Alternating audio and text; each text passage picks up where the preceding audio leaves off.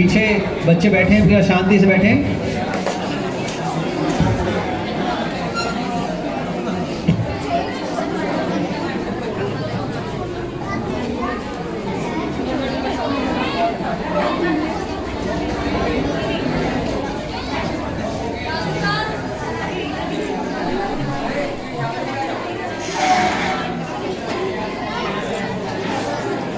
और बेटा मैं श्री रामकिशोर जी, श्रीमती बबीता जी, बाकी सबसे निकी चंद जी, एडवोकेट मनु गौतम, बिटिया गार्गी, सबसे अनुरोध करूँगा कि आए पुष्प अर्पित करें। आ जाओ।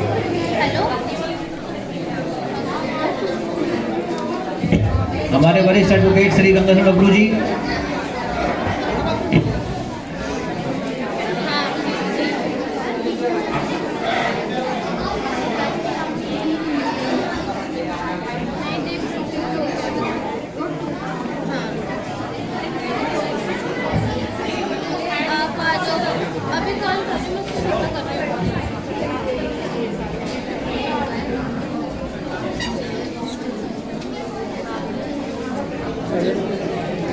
कितनी देर लगेगी? क्या शुरू हो गया। मैंने बोला कि शुरू हो गया तो कहने लगे कितनी देर।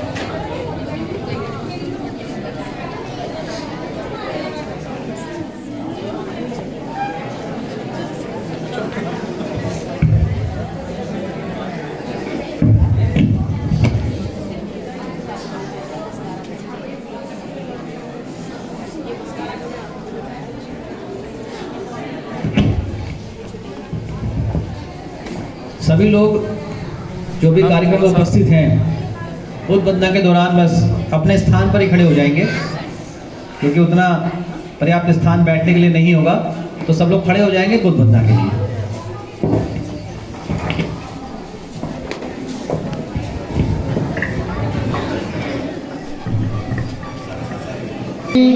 धामं नमामि ऐं वन्दामि सर्वदा नमो तस्से भगवतो अरहतो सम्मा सम्बुद्धस्से नमो तस्से भगवतो अरहतो सम्मा सम्बुद्धस्से नमो तस्से भगवतो अरहतो सम्मा सम्बुद्धस्से बुद्धं शरणं गच्छामि धम्मं शरणं गच्छामि संघं शरणं गच्छामि द्वितीयंपि बुद्धं शरणं गच्छामि द्वितीयंपि धम्मं शरणं गच्छामि द्वितीयंपि संघं शरणं गच्छामि तृतीयंपि बुद्धं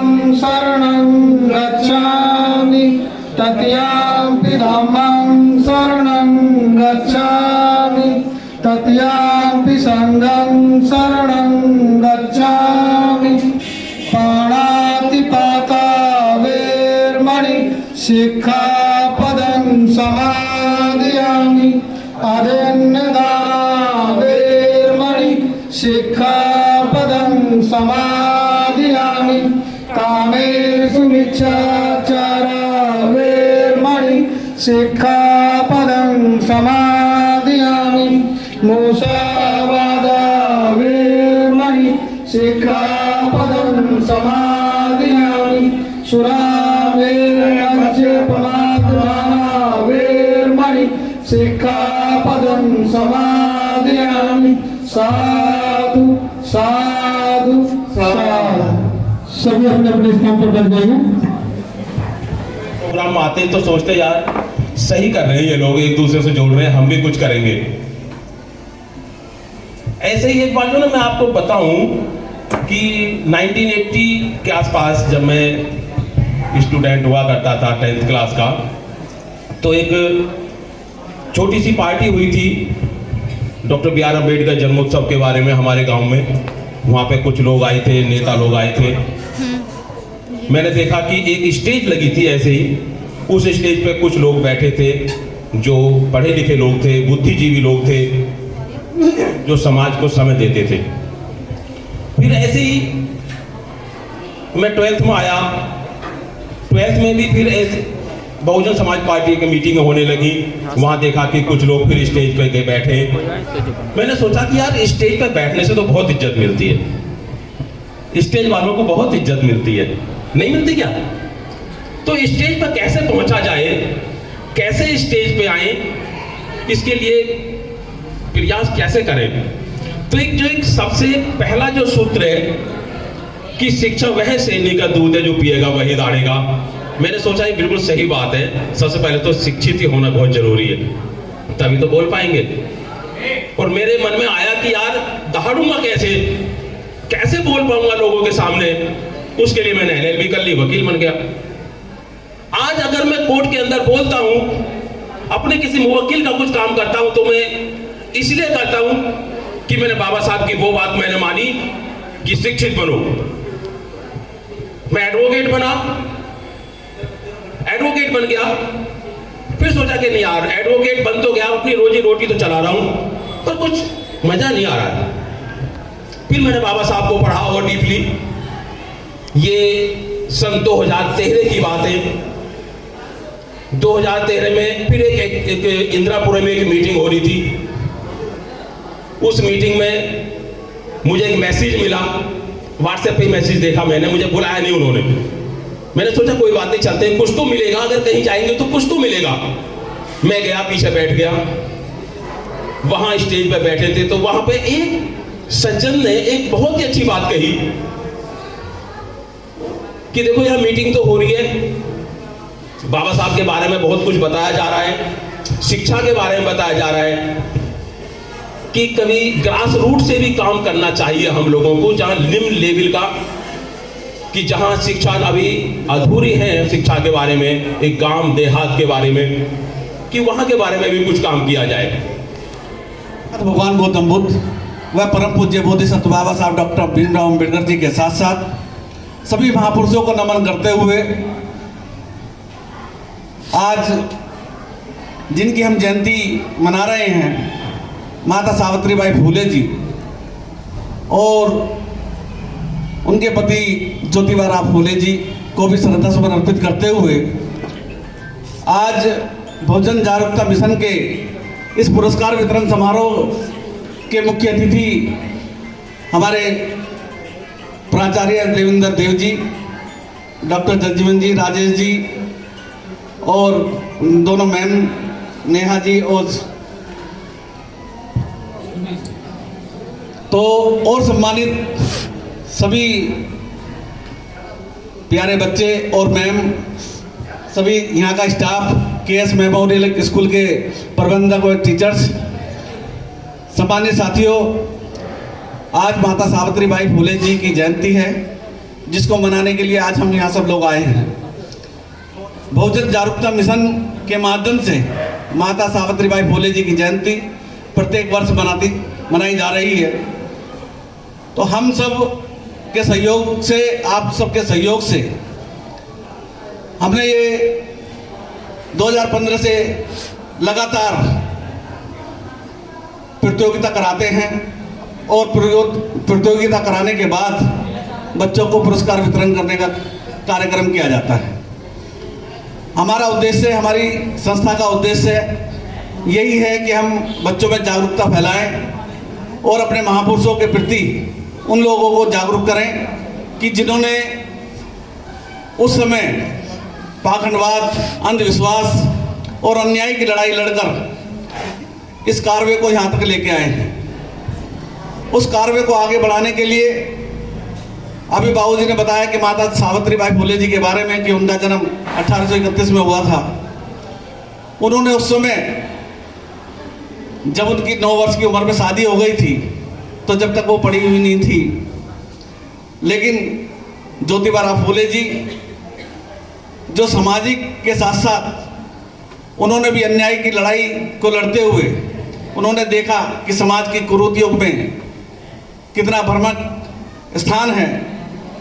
उसी से निकलते हुए उन्होंने माता सावित्रीबाई फूले जी को शिक्षित करने का काम किया। शिक्षित करते हुए उन्होंने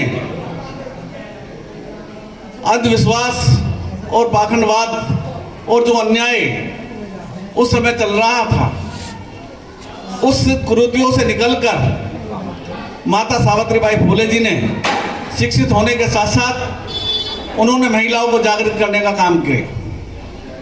जब वो महिलाओं को जागृत करने के लिए जाती थी, शिक्षित करने के लिए जाती थी, तो उनके ऊपर जो मनवादी सोच के लोग थे, जो ये चाहते थे कि महिलाओं शिक्षित ना हो, उनको ऊपर गोबर फेंकने का काम, कूड़ा करकट फेंकने का काम वो करते थे। लेकिन माता सावित्रीबाई फुले जी फिर भी नहीं रुकी। उन्होंने एक प्रण लेकर कि मुझे महिलाओं को आगे बढ़ाने के लिए उन्होंने एक स्कूल खोला। धीरे धीरे वो स्कूल 9 स्कूलों में हो गए, फिर वो बढ़ते रहे और आज पूरे भारत के अंदर माता सावित्रीबाई फुले के नाम से और ज्योतिबा फुले के नाम से, हमारे महापुरुषों के नाम से सैकड़ों करोड़ों स्कूल आज चल रहे हैं, और जिनका उद्देश्य समाज की कुरीतियों से निकलकर समाज को जागरूक करने का काम है।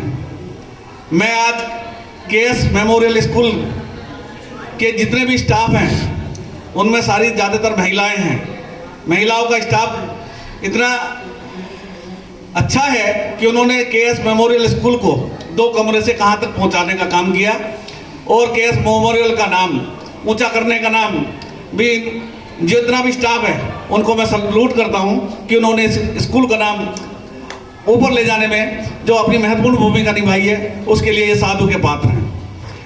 तो मैं ज़्यादा कुछ ना बोलते हुए सभी को एक बार माता सावित्रीबाई फुले जी की जयंती के ऊपर, और नववर्ष शुरू हो गया है, भीमा कोरेगांव जो हमारे बीच में मनाया गया, हमारे 500 महारों ने 28,000 पेशवाओं को जो मारकर भीमा कोरेगांव में अपना एक प्रतीक बनाने का काम किया। तो मैं अपने नौजवान साथियों को, नौजवान बच्चों को भी ये कहना चाहता हूँ कि आप सभी महापुरुषों के बारे में पढ़ें और उनको शिक्षित करने का काम करें। इसी के साथ मैं एक बार फिर बहुजन जागरूकता मिशन के सभी साथियों को और केएस मेमोरियल स्कूल के जो आज मैम ने इतना अच्छा कार्यक्रम कराया, उसके लिए एक बार बधाई देना चाहता हूँ। सभी को जय भीम, जय भारत, खुदा। तथागत गौतम बुद्ध करोड़ों शोषित और वंचितों के मसीहा विश्व रत्न बाबा साहब डॉक्टर भीमराव अंबेडकर, हमारे देश में शिक्षा की क्रांति लाने वाले महामना ज्योतिबा फुले और महिला जगत में शिक्षा की क्रांति स्थापित करने वाली हमारी माता सावित्रीबाई फुले और सम्मानित मंच को नमन करते हुए मैं इस सभा में उपस्थित छोटे छोटे नौनिहाल और हमारे सम्मानित शिक्षकगण, संस्था के चेयरमैन बड़े भाई साहब राजेंद्र जी, सभी का वंदन अभिनंदन करता हूं।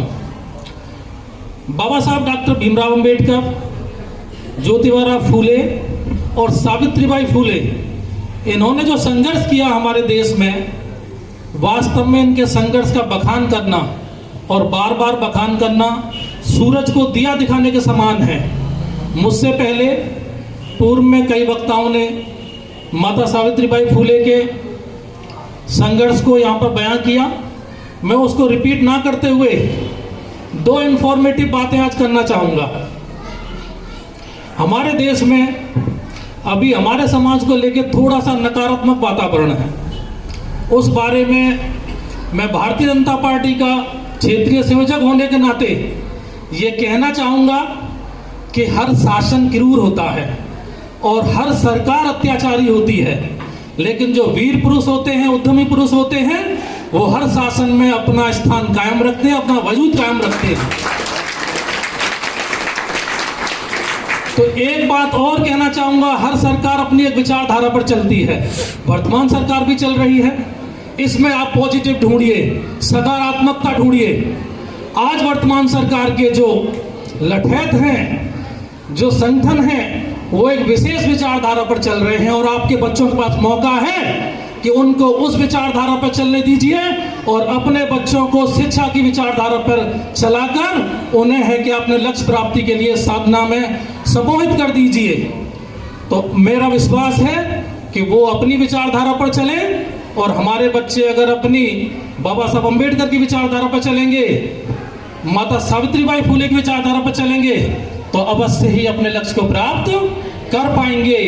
ये अन्य सरकारों की बजाय अपेक्षा बेहतर मौका है, क्योंकि देश का बहुत बड़ा जो परसेंटेज ऑफ यूथ वो एक विचारधारा पर चल रहा है। आप सभी देखते होंगे अचानक से बहुत कार्यक्रमों की संख्या जो बढ़ गई है, धार्मिक उन्माद का माहौल है, तो आप अपने बच्चों को इस धार्मिक उन्माद से दूर रखते हुए, अलग रखते हुए उन्हें शिक्षा के उन्माद में उड़ेल दीजिए। अच्छा, अभी सरकार की जो योजनाएं हैं, प्रत्येक सरकार जो होती है वो संविधान से बंधी हुई है और संविधान के सानिध्य में प्रत्येक सरकार का ये कर्तव्य है कि वो जनमानस के लिए योजनाएं लाती है। लाखों हजारों करोड़ों की संख्या में योजनाएं आती हैं। कोई भी सरकार इतनी बलशाली नहीं हो सकती कि वो उन योजनाओं को लाने से इनकार कर सके। समस्या ये है कि हमारे समाज में उन योजनाओं का प्रचार प्रसार ठीक से नहीं हो पाता और हमारा जो बुद्धिजीवी समाज है उन योजनाओं के लेकिन आम जनमानस के बीच में नहीं जाता है। यह सबसे बड़ा खेद का विषय है। अगर हमारा जनमानस, हमारा बुद्धिजीवी वर्ग ये ठान ले कि हम प्रत्येक सरकार के द्वारा चलाई हुई योजनाओं को आम जनमानस तक ले जाएंगे, तो हमारे समाज का कल्याण होने से कोई नहीं रोक सकता है। तो इसी मुद्दे पर मैं 2 योजनाओं के बारे में आज बात करना चाहूंगा, जिससे यहाँ मेरा सभी बैठे महानुभाव से अनुरोध है कि वो इन योजनाओं का लाभ उठाने की कोशिश करें। अभी पिछली सरकारों तक एक आवास विकास परिषद एक संगठन होता था, एक डिपार्टमेंट था आवास विकास परिषद। उस आवास विकास परिषद का मुख्य कार्य था कि गरीब तबके के लोगों के लिए आवास उपलब्ध कराना। लेकिन पिछले कुछ सालों से ये आवास विकास परिषद जो है ये कोई काम नहीं कर रही है। आप कुछ साल पहले देखने जाएंगे कि हर जिले में आवास विकास योजनाओं के नाम से आवास विकास कॉलोनी होती थी, लेकिन वो पिछले 10-15 सालों से गुम है। अब क्या है, आवास विकास परिषद ने इसको अपनी जमीनें आवंटित शुरू कर दी हैं। अभी आपके गाजियाबाद में मैं उदाहरण देना चाहूंगा, सिद्धार्थ विहार योजना एक योजना है, सबसे लग्जरी, सबसे शानदार योजना गाजियाबाद की कही जा रही है। अब उसमें आम जनमानस या गरीब तबके के लिए कोई स्थान है? उसमें 1 करोड़ से लेकर फ्लैट स्टार्ट है। उसमें एक योजना आ रही है प्रतीक सिटी के नाम से योजना है। आपके बीच में, मैं तो नोएडा से आया हूं, मैं आपके पड़ोस की बात कर रहा हूं। प्रतीक सिटी के नाम से एक योजना है जिसमें 3 बड़ी बड़ी टाउनशिप जो है विकसित की जा रही है, जिसमें 1 करोड़ से लेके फ्लैट्स के रेट से स्टार्ट होते हैं। लेकिन सरकार का कहीं ना कहीं जो संविधान के सानिध्य तले काम करना है, तो हर योजना में कुछ ना कुछ सरकार को गरीब तबके के लिए रखना होगा। तो आवास विकास परिषद ने सभी प्राइवेट बिल्डर्स को एक योजना दी है, उन्हें आदेशित किया है कि वो 25% फ्लैट्स जो है अपनी हर योजना में EWS कोटे से गरीब तबके के लिए देंगे। तो प्रतीक सिटी जो योजना है उसमें 3 तो बड़े बड़े करोड़ों वाले फ्लैट बन रहे हैं और एक जो है टाउनशिप वो EWS कोटे से गरीब तबके के लिए बनाई जा रही है, जिसमें फ्लैट जो है मात्र 12, 13 और 14 लाख की श्रेणी में है। उसी के बगल में फ्लैट बिक रहा है 1 करोड़ का। तो अगर हमारा समाज EWS कोटा, हमारा और समाज जो है गरीब समाज, वंचित समाज योजना का लाभ नहीं लेता है, उस योजना के बारे में नहीं जानता है, तो सारा दोष है कि हम सरकार का नहीं बता सकेंगे। हमारी जो है समाज में जागरूकता की कमी है, उसका भी कहीं ना कहीं दोष है। तो आप GDA में, नोएडा अथॉरिटी में, DDA में, हर में अब ये नियम है कि EWS कोटे से हर बिल्डर को 25% जो है वो कोटा गरीब तबके के लिए देना होगा। तो आप GDA है उसकी वेबसाइट पर जाइए, अपडेट रहिए। नोएडा है, नोएडा की वेबसाइट पर जाइए, अपडेट रहिए और उन योजनाओं का लाभ उठाइए। दूसरी योजना शिक्षा जगत से जुड़ी हुई है, क्योंकि मैं बचपन में सुना करता रोटी, कपड़ा और मकान। तो रोटी है, रोटी तो जानवर भी कहीं ना कहीं कर ही लेते हैं हासिल। कपड़ा है, कपड़ा गरीब से गरीब व्यक्ति कहीं ना कहीं जुगाड़ कर ही लेता। मकान, और तीसरा मकान हो गया, और चौथा सबसे महत्वपूर्ण है इसमें शिक्षा। तो मकान की योजना मैंने बता दी, अब शिक्षा पे आ जाइए। शिक्षा RTE 2009 आरटीई 2009 के तहत ये नियम है कि जो भी बड़े बड़े ये पब्लिक स्कूल्स हैं जो 50-50 हजार रुपए एक एक महीने की फीस लेते हैं, उनमें भी ये नियम लागू है। 25% सीट्स जो है वो EWS कोटे से वो गरीब तबके के बच्चों के लिए रखेंगे। उसकी कुछ शर्तें होती हैं, जिस जिले में अप्लाई करना हो उसका मूल निवास प्रमाण पत्र होना चाहिए, और है क्या आय प्रमाण पत्र होना चाहिए, और बच्चे का और माँ बाप का आधार कार्ड। उसमें एज का बैरियर होता है, 6 साल से लेकर 14 साल तक का बच्चा उसमें पढ़ता है। न्यू एजुकेशन पॉलिसी में आप जानते हैं कक्षा 1 में प्रवेश के लिए 6 वर्ष की आयु अब निर्धारित है, तो 6 से 14 तक मतलब पहली क्लास से लेकर 8वीं क्लास तक बच्चा फ्री ऑफ कॉस्ट पढ़ेगा। आप आरटीई 2009 वेबसाइट पर जाकर उसके बारे में जानकारी कीजिए। प्रथम चरण उसका निकल गया, अभी दूसरा चरण उसका 1 जनवरी से स्टार्ट है। आप 1 किलोमीटर से 2 किलोमीटर तक के दायरे में आपके जो भी आसपास पब्लिक स्कूल है वहां आप अप्लाई कर सकते हैं, लेकिन अप्लाई करने से काम नहीं बनने वाला। अप्लाई के बाद उसमें लॉटरी निकलती है, लॉटरी में भी आपके बच्चे का नाम आ गया, असली संघर्ष वहां से शुरू होता है। आप लोगों को देवेंद्र देव जैसे बड़े भाई साहबों के सहयोग से, आशीर्वाद से, मैं नोएडा में इस पर बहुत काम करता हूं, और असली संघर्ष वहां से शुरू होता है जब आप BSA की पर्ची लेकर उस संबंधित स्कूल में जाते हैं और वहां बड़ी सी भव्य बिल्डिंग होती है, उसमें बाहर गार्ड बैठे हुए हैं और गार्ड रूम से आपको ये कहकर वापस भेज दिया जाता है कि ये तो 1 अप्रैल से दिया जाएगा, आप अभी वापस जाइए, हम आपको बुला लेंगे। आप 1 अप्रैल का इंतजार नहीं करना है, आपको 5 दिन, 7 दिन, 10 दिन के दायरे में वहां पर जाते रहना है, और जब एक लिमिट समाप्त हो जाए तो फिर हमारे देवेंद्र देव भाई साहब हैं और यहाँ के हमारे बहुत लोकप्रिय ADM साहब गंभीर सिंह जी, वो भी इस क्षेत्र में बहुत काम करते हैं।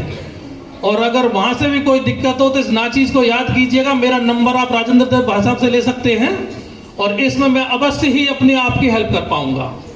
तो आप है क्या वहां चीजों को टारगेट कीजिए जहां हम हासिल कर सकते हैं। तो सबसे महत्वपूर्ण है कि सरकार की जो भी योजनाएं उनके बारे में हम अपने समाज को जागरूक करें। इन्हीं शब्दों के साथ पुनः मैं माता सावित्रीबाई फुले को नमन करते हुए अपनी वाणी को विराम देता हूं। जय भीम, जय भारत।